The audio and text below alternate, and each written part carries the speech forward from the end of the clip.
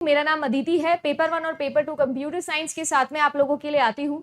आप सब लोगों के लिए जेआरएफ अड्डा एक प्लेटफॉर्म बनाने की कोशिश कर रहे हैं, जहां पर आप सभी लोगों को मेरा जो भी एक्सपीरियंस है, मैं जो पूरी टीम के साथ में आप लोगों को एक्सपीरियंस शेयर करना चाहती हूँ। एक ऐसा प्लेटफॉर्म बनाना चाहती हूँ जहां पर हम जेआरएफ की तैयारी तो करें, बट साथ ही साथ हम लोग जो लाइफ स्किल्स है उसके ऊपर काम करें, प्रॉब्लम सॉल्विंग डेवलप करें। पेपर में, कॉम्पिटिटिव एग्जाम में सबसे इंपॉर्टेंट चीज होती है कि हम सभी लोग जो है वो एक ऐसा प्रेजेंस ऑफ माइंड क्रिएट कर सके जो एग्जाम में हमें पढ़ी हुई चीजों को अप्लाई करने में हेल्प करे। सब पढ़ने वाले का सिलेक्शन नहीं होता है ना, जो पढ़ा है उसे ढंग से अप्लाई करने वाले का सिलेक्शन होता है।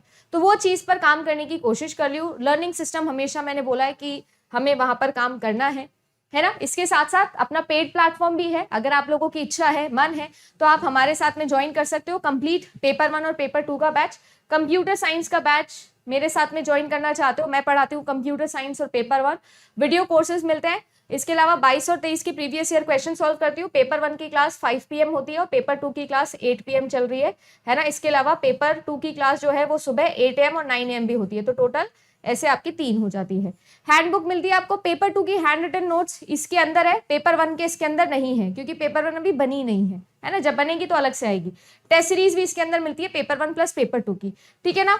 जो प्राइस है वो आप लोगों के सामने है, आप लोगों से पूछ के ही रखी थी ये प्राइस। इसके अलावा भी अगर आपका पेपर 1 के अलावा और कोई भी सब्जेक्ट है, जैसे sociology, administration, home science, education, history, commerce, economics, तो भी आप लोग ज्वाइन कर सकते हो हमारे साथ में, ठीक है। ये सारे सब्जेक्ट्स अवेलेबल हैं। ये टर्म आप लोगों की 2023 एग्जामिनेशन के अंदर बड़ी पूछी गई है, तो चलो इस टर्म पे बात कर लेते हैं। जेनेरिक है ना, कुछ होते हैं जो आप लोगों के होते हैं जेनेरिक फाइल फॉर्मेट।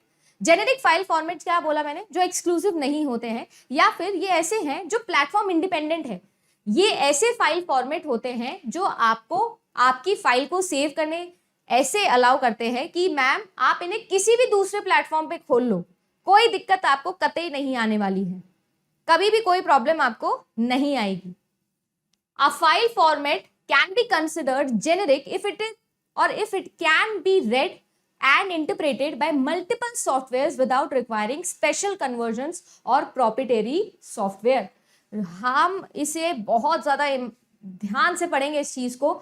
आप लोगों से अगर जेनेरिक फाइल फॉर्मेट के एग्जाम्पल पूछने हैं तो इसकी डेफिनेशन या इससे रिलेटेड इसकी प्रॉपर्टीज वाला क्वेश्चन बनता है 2023 जून में। तो ध्यान रखेंगे, अगर मुझे एक ऐसा फाइल फॉर्मेट दिया जाए जिसको आप कहीं भी किसी भी प्लेटफॉर्म पे कभी भी खोल सकते हो किसी भी सॉफ्टवेयर की मदद से, तो वो जेनेरिक होता है। कुछ ऐसे होते हैं जो बड़े एक्सक्लूसिव होते हैं, जैसे फॉर एग्जांपल आपको अगर मैं कोई एडोब फाइल दूं,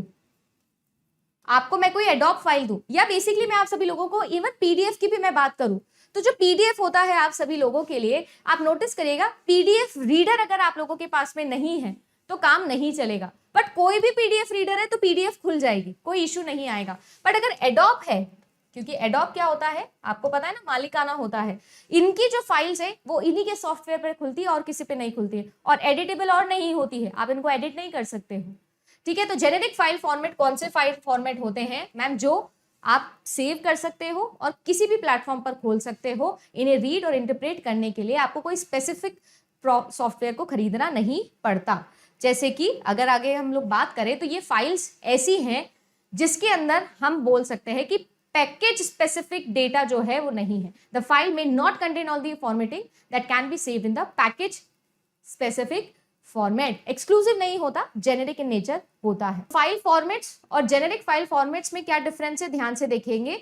ये जो है आपके स्पेसिफिक टाइप ऑफ कंटेंट के लिए डिजाइन है, ये स्पेसिफिक टाइप ऑफ कंटेंट के लिए डिजाइन नहीं है। ये आप लोगों के ऐसे फाइल फॉर्मेट्स होते हैं जिनमें हम कुछ प्रॉपर्टरी फीचर्स डाल सकते हैं, कंपैटिबिलिटी इश्यूज वगैरह, बट ये ऐसे हैं जो क्या होते हैं सिर्फ और सिर्फ जेनेरिक चीजों के लिए बनाए जाते हैं। आप इनको यूज कर सकते हो सो दैट आप डेटा को एक्सचेंज कर सको डिफरेंट फॉर्मेट्स पे।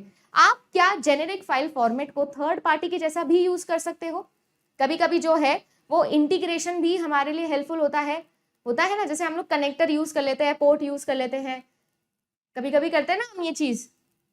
इमेजिन मैं को एप्पल के फोन का चार्जर नहीं मिल रहा है और एंड्रॉइड फोन है, तो बीच में एक कनेक्टर ले आते हैं हम सो दैट हम एप्पल के फोन को चार्ज कर ले एंड्रॉइड का यूज करके। तो ये वो जो कनेक्टर है वो बिल्कुल वैसा ही काम यहाँ पर इन जेनेरिक लोगों का होता है। इसको आप रीड कर सकते हो और एडिट कर सकते हो मेनी डिफरेंट सॉफ्टवेयर एप्लीकेशन के ऊपर। वेयर इज इसके साथ में ऐसा है कि ये स्पेसिफिक फीचर के साथ में चलते हैं। है ना। और इनको रीड या एडिट आप सिर्फ और सिर्फ स्पेसिफिक सॉफ्टवेयर एप्लीकेशन के साथ में ही कर सकते हो।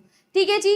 यूजुअली ये लेस एडवांस फीचर्स के साथ में आता है compare to specific file format.